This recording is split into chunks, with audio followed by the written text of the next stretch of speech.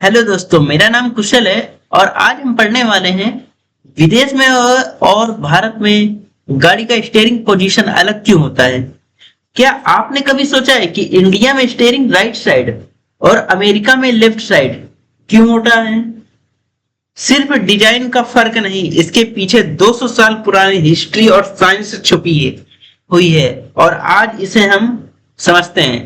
तो सबसे पहले समझते हैं कि इसका कारण क्या है, किस साइड पर गाड़ी चलती है।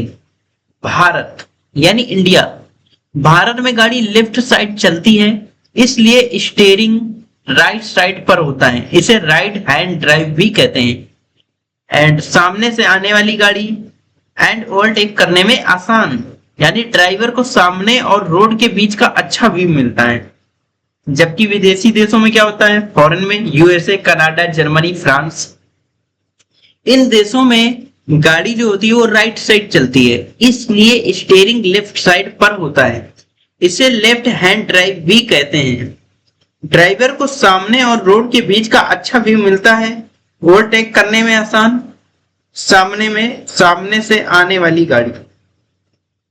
इसके बाद चलिए हम आगे बढ़ते हैं और समझते हैं ऐसा क्यों। सामने से आने वाली गाड़ियों को अच्छे से देख सकते हैं, ओवरटेक करना आसान होता है, टर्न और रोड कंडीशन को बेहतर समझ सकते हैं। कुल मिलाकर ड्राइविंग ज्यादा सेफ होती है। इसलिए स्टीयरिंग हम अपने जिस साइड चलते हैं उसके अपोजिट साइड पे लगाते हैं।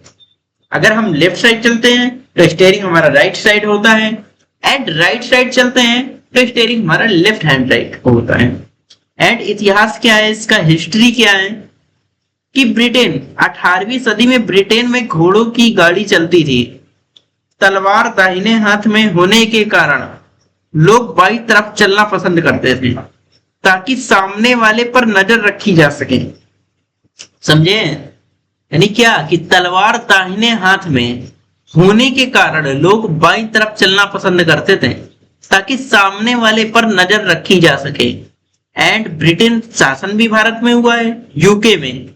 ये यूके की घटना थी। अब भारत में क्या था कि ब्रिटिश भारत में आए और उनके साथ लेफ्ट साइड ट्रैफिक की परंपरा भारत में भी चली आई। तो ब्रिटिश शासन पे क्या हुआ कि उनके यहाँ क्या था, लेफ्ट साइड ट्रैफिक की परंपरा उनके साथ में ही भारत में चली है। इस वजह से हम लोग लेफ्ट साइड ट्रैफिक की परंपरा को मानने लगे। एंड फ्रांस और अमेरिका में क्या था, फ्रांस ने राइट साइड ट्रैफिक अपनाया और बाद में अमेरिका समेत कई देशों ने भी यही अपनाया। तो दुनिया के आंकड़े बताते हैं कि राइट साइड ट्रैफिक यानी left hand drive USA, Canada, Germany, France, China आदि।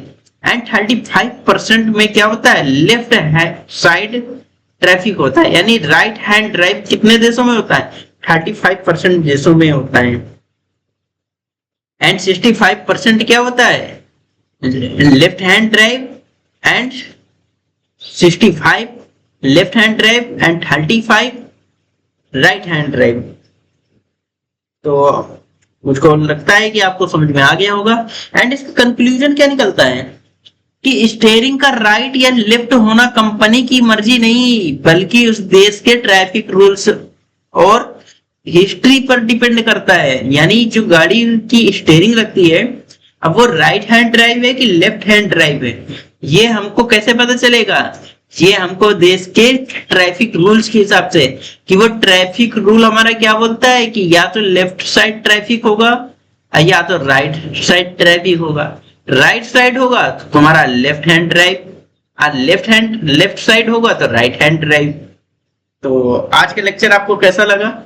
अगर अच्छा लगा तो इसे लाइक करें एंड सब्सक्राइब करें। Thank you very much.